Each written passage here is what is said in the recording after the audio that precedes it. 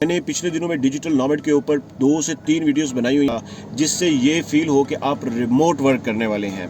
एक वो प्रोसेस चलता है, ये एक ऑनलाइन कंसल्टेशन है जो ऑनलाइन वर्क किया जाता है जहाँ पे आपकी प्रेजेंस रिक्वायर्ड नहीं होती, डिफरेंट है। अब यहाँ पे जो चौथी चीज़ आपको रिक्वायर्ड होती है वो होती है कि आपके जितने भी ये डॉक्यूमेंट्स आपने इनको अपोस्टाइल करवाना होता है। फिफ्थ के ऊपर जो एक आपको डॉक्यूमेंट चाहिए होता है वो होता है जी आपका पीसीसी। अब आपने ये सारा कुछ करके अप्लाई कर दिया, ऑनलाइन आपने अप्लाई करना है। Hi guys, welcome to my YouTube channel, welcome to another interesting vlog. एक नई इन्फॉर्मेटिव इंटरेस्टिंग वीडियो लेकर मैं आप लोगों के पास आया हूं। मैंने पिछले दिनों में डिजिटल नॉमेड के ऊपर 2 से 3 वीडियोस बनाई हुई हैं जिसमें मैंने स्पेन को आप ये कह सकते हैं कि काफ़ी एक्सप्लेन किया है, पुर्तगाल को काफ़ी एक्सप्लेन किया है, सैलरीज के पॉइंट ऑफ व्यू से भी मैंने काफ़ी इन्फॉर्मेशन दी हुई है। लेकिन आज की जो वीडियो है ये है जी क्रोएशिया के बारे में। जो आपने थंबनेल पढ़ा है वो 110% आपने ठीक पढ़ा है। क्रोएशिया का वीज़ा ऑनलाइन अप्लाई होता है, क्रोएशिया की TRC ऑनलाइन अप्लाई होती है। क्रोएशिया में आपने आगे सिर्फ बायोमेट्रिक देने होते हैं और उसके बाद आपका TRC आपको रेडी मिलता है। और उससे पहले आपने अपने कंट्री में ही बैठ के इसकी फ़ी पे कर देनी है इसके TRC की, और आपका वीज़ा भी आपकी कंट्री में ही अप्रूव हो जाता है। सब चीज़ें वहीं से हो जाती हैं। और ये जितनी भी इन्फॉर्मेशन है, ये जितनी भी डिटेल डिस्कशन है वो मैं इस व्लॉग में करने जा रहा हूँ आप लोगों के साथ। आपने स्टे इन टच रहना है। एक एवरेज सैलरी वाला बंदा भी ये सारे काम कर सकता है और उसको ये सब कुछ मिल सकता है। जो लोग भी चैनल पर नए हैं, मेरी आपसे रिक्वेस्ट है, सर काइंडली चैनल को सब्सक्राइब कर दीजिएगा, वीडियो को लाइक कर दीजिएगा। वीडियो अच्छी लगती है इसको काइंडली शेयर किया करें। आपकी छोटी सी मोटिवेशन मेरे लिए एक बहुत बड़ी मोटिवेशन हो जाती है। और आपका एक छोटा सा एक्ट लाइक आप सब्सक्राइब कर देते हैं, लाइक कर देते हैं, और उससे मुझे काफ़ी सारी मोटिवेशंस मिलती है और भी अच्छी अच्छी वीडियोस और अच्छी अच्छी इन्फॉर्मेशन आप लोगों के पास में लेके आने के लिए मोटिवेटेड होता हूँ। अब क्रोएशिया के ऊपर बात करते हैं। इस वक्त राइट नाउ जो वर्ल्ड के ऊपर देखा जाए तो 52 ऐसे कंट्रीज़ हैं जो आपको डिजिटल नॉमेड वीज़ा जो है ना वो प्रोवाइड कर रहे हैं। उन 52 कंट्रीज़ में डिजिटल नॉमेड वीज़ा के लिए आपको किन चीज़ों का आपके पास होना ज़रूरी है। अब एक चीज़ मैं आपको बताता हूँ कि मैंने आपसे पहले भी ये शेयर किया था कि जो आप ये कह लें कि स्पेन है, स्पेन आपके पास digital nomad visa outside the Spain apply करते हैं तो 1 साल का आपको वीज़ा देगा। आप स्पेन आके खुद अप्लाई करेंगे तो आपको 3 साल का मिलेगा। आप पुर्तगाल के लिए डिजिटल नॉमेड वीज़ा अप्लाई करते हैं तो आउट ऑफ द पुर्तगाल करते हैं तो 2 साल का मिलेगा। आप क्रोएशिया के लिए डिजिटल नॉमेड वीज़ा अप्लाई करते हैं तो आउट ऑफ द क्रोएशिया करते हैं तो आपको 2 साल का वीज़ा मिलता है। अब आपने क्रोएशिया का वीज़ा अप्लाई कैसे करना है और इस वीज़ा को यूज़ कैसे करना है, और अगर स्पेन की TRC चाहिए तो इसके थ्रू स्पेन की TRC आपने कैसे लेनी है, ये सारी डिस्कशन में करने जा रहा हूँ। आप अपॉइंटमेंट बुक करना चाहते हैं, मुझसे गपशप लगाना चाहते हैं, या कोई अपना केस या फाइल के रिलेटेड कोई बात डिस्कस करना चाहते हैं, मेरी इंस्टाग्राम ID आ रही है, मेरे अकाउंट को आप फॉलो कर लें। फॉलो करके आप जो है मुझे मैसेज कीजिएगा, आपको एक व्हाट्सएप नंबर मिलेगा, उसके थ्रू आप अपनी अपॉइंटमेंट बुक कर सकते हैं। अगर आप टिकटॉक देखते हैं या टिकटॉक के ऊपर आप शॉर्ट वीडियो देखना पसंद करते हैं तो मेरा टिकटॉक अकाउंट आ रहा है, मेरे टिकटॉक अकाउंट के थ्रू आप मेरे साथ स्टे इन टच रह सकते हैं और आप जो है वो मुझसे कोई भी अपनी क्यूरी या कोई भी बात आप शेयर भी कर सकते हैं। जिन लोगों के पास इंस्टाग्राम नहीं है वो टिकटॉक के थ्रू आप मुझसे कॉन्टैक्ट कर सकते हैं। डिजिटल नॉमेड वीज़ा के लिए क्रोएशिया के लिए आपको 5 डॉक्यूमेंट्स जो मोस्ट इंपॉर्टेंट डॉक्यूमेंट्स हैं उनका होना ज़रूरी है। नंबर 1, आपके पास सबसे इंपॉर्टेंट ये होता है कि आपके पास किसी ऐसी कंपनी का कॉन्ट्रैक्ट हो 1 साल का या 2 साल का, जिससे ये फील हो कि आप रिमोट वर्क करने वाले हैं। आपके लिए उनको किसी भी चीज़ की जो है ना, जैसे एक एग्जांपल देता हूँ, मैं हूँ, एक एग्जांपल दे रहा हूँ आपको। मैं हूँ तो मैं ऑनलाइन कंसल्टेशंस देता हूँ। कोई बंदा UK में बैठा है तो मेरी उसके साथ ऑनलाइन कंसल्टेशंस हैं। कोई पुर्तगाल में बैठा है तो मेरी ऑनलाइन उसके साथ कंसल्टेशंस हैं। कोई स्पेन में है तो उसके साथ मेरी ऑनलाइन कंसल्टेशंस है। कोई दुबई में है तो मेरी उसके साथ ऑनलाइन कंसल्टेशंस है।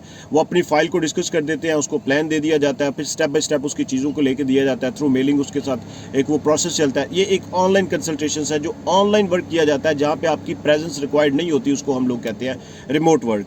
अगर ये आप रिमोट वर्क करते हैं तो आपके पास एक प्रॉपर कॉन्ट्रैक्ट होना चाहिए जिसके लिए कर रहे हैं, जिसके साथ कर रहे हैं, एक ऑर्गेनाइजेशंस का। इसके बाद आपको एक डिग्री की ज़रूरत होती है या फिर आपको एक्सपीरियंस की ज़रूरत होती है। जिनके पास डिग्री है वो डिग्री अप्लाई करें, नहीं है तो आपके पास 2 ईयर्स का एक्सपीरियंस होना मैंडेटरी होता है। इन दोनों में से कोई एक चीज़ है। 2 डॉक्यूमेंट्स आपके कंप्लीट हो गए। तीसरा डॉक्यूमेंट्स, आपके पास 3 मंथ्स की सैलरी स्लिप्स चाहिए होती है, लास्ट 3 मंथ्स की सैलरी स्लिप्स, और वो यूरो में मैंने निकाल के सैलरी बताई थी। मेरी लास्ट वीडियो को आप देखिएगा जो डिजिटल नॉमेड के ऊपर है। फिर भी नहीं होगा तो आप मुझे एग्जैक्टली अपनी सैलरी बताइएगा, मैं कैलकुलेट करके बता दूंगा कमेंट बॉक्स में, या फिर आप मुझसे पूछ सकते हैं कि आपको कितनी सैलरी चाहिए, क्योंकि इसमें डिफरेंट कैटेगरी है। अकेला बंदा अप्लाई करता है डिफरेंट है, फैमिली के साथ अप्लाई करता है तो वो डिफरेंट है, बच्चों के साथ अप्लाई करता है तो वो और भी डिफरेंट है। अब यहाँ पे जो चौथी चीज़ आपको रिक्वायर्ड होती है वो होती है कि आपके जितने भी ये डॉक्यूमेंट्स आपने इनको अपोस्टाइल करवाना होता है। अपोस्टाइल क्या है? बहुत सारे लोगों को इस चीज़ की इन्फॉर्मेशन नहीं होती कि अपोस्टाइलेशंस क्या होती है। अपोस्टाइलेशंस का जो प्रोसेस है, जैसे पहले फॉरेन ऑफिस से आपके डॉक्यूमेंट्स अटेस्टेड होते थे, इसी तरह से अभी ये डॉक्यूमेंट्स अपोस्टाइल होते हैं। अपोस्टाइलेशंस का जो प्रोसेस सा इसमें ये होता है कि ये जो डॉक्यूमेंट्स अपोस्टाइल होते हैं ये आप किसी भी कंट्री के लिए यूज़ कर सकते हैं, ना कि पर्टिकुलरली जब आप फॉरेन ऑफिस से डॉक्यूमेंट्स टेस्टेड करवाते हैं तो उसके बाद आपको एम्बेसी से स्टैंप लगवानी पड़ती है। अगर आपने पुर्तगाल में सबमिट करने हैं, स्पेन में करने हैं तो स्पेन की स्टैंप लगवानी पड़ती है। लेकिन जब आप एक दफ़ा डॉक्यूमेंट्स को अपोस्टाइल करवा लेते हैं तो आप दुनिया की किसी कंट्री में भी इनको अप्लाई कर सकते हैं। ये होती है अपोस्टाइलाइजेशन। अब 5th नंबर के ऊपर आपको जो डॉक्यूमेंट चाहिए, 4th आपने अपोस्टाइलाइजेशन करवा ली, 5th के ऊपर जो एक आपको डॉक्यूमेंट चाहिए होता है वो होता है जी आपका PCC। अब आपने ये सारा कुछ करके अप्लाई कर दिया, ऑनलाइन आपने अप्लाई करना है। अगर आपको नहीं समझ आएगी अप्लाई करने की तो आप उसको मेरे थ्रू भी अप्लाई कर सकते हैं। उसके लिए मैंने बताया इंस्टाग्राम की डिटेल्स आ रही है, आप कॉन्टैक्ट कीजिएगा, मैं आपको बता दूंगा कि आपने कैसे अप्लाई करना है और उसमें आपके पास सारी इन्फॉर्मेशन आ जाएगी। मैं सिर्फ आपको गाइड करूंगा कि आपने इसके में अप्लाई कैसे करना है, आपने चीज़ें कैसे करनी है। और अगर आप अपने डॉक्यूमेंट्स मेरे साथ रिव्यू करना चाहते हैं तो भी आप मुझे कॉन्टैक्ट करके अपने डिटेल डॉक्यूमेंट्स मुझे भेज दीजिएगा, मैं उनको रिव्यू भी कर लूँगा और उसमें से अगर कुछ डॉक्यूमेंट्स कम होंगे तो मैं आपको गाइड भी कर दूँगा और आपको बता भी दूँगा। It is almost this 5 documents are the most and major important documents जो मैंने आपको बता दिए हैं। बाकी इसके अलावा एक प्रॉपर चेक लिस्ट है 12 डॉक्यूमेंट्स की, उसमें से कुछ आपके माइनर भी डॉक्यूमेंट्स हैं, जैसे पासपोर्ट हो गया, पिक्चर्स होगी, आप जिस जहाँ पे आप रह रहे होते हैं वहाँ पे आपकी बैंक स्टेटमेंट से रिलेटेड भी, जैसे मैंने बताया कि लास्ट 3 मंथ्स की आपको सैलरी स्लिप्स रिक्वायर्ड है तो 3 मंथ्स की बैंक स्टेटमेंट भी आपको रिक्वायर्ड होती है।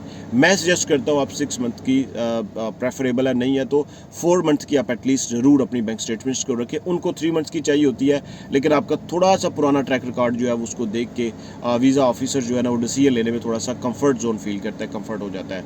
तो क्रोएशिया का जो वीज़ा है ये आप समझ लें कि ऐसे ही है जैसे आपने अप्लाई किया और विद इन 1.5 वीक या मैक्सिमम 2 वीक्स के 15 दिन के टाइम फ्रेम के अंदर आपको आपकी एक ईमेल रिसीव हो जाती है और उसके बाद आप जो है वो अपना घर बैठ के TRC अप्लाई कर सकते हैं और 2 साल का आपको आपका क्रोएशिया का TRC भी मिल जाता है। इससे रिलेटेड कोई भी इन्फॉर्मेशन, कुछ भी बात आप कहना चाहते हैं, पूछना चाहते हैं, करना चाहते हैं, कमेंट बॉक्स में ज़रूर हाईलाइट कीजिएगा। मिलते हैं एक नए इंटरेस्टिंग ब्लॉग में, तब तक के लिए स्टे ब्लेस्ड, अपना याद रखिएगा। काफ़ी सारे लोग ये कहते हैं सर शॉर्ट सी वीडियो होती है, इसलिए कोशिश करता हूँ शॉर्ट सी वीडियो में कि जल्दी से आप इसको देख सकते हैं, क्योंकि थोड़ी सी लेंथी वीडियो होती है तो लोग उसको देखना पसंद नहीं करते। So that's the reason behind it. मिलते हैं एक नए इंटरेस्टिंग ब्लॉग में, तब तक के लिए स्टे ब्लेस्ड, अपना ख्याल रखिएगा।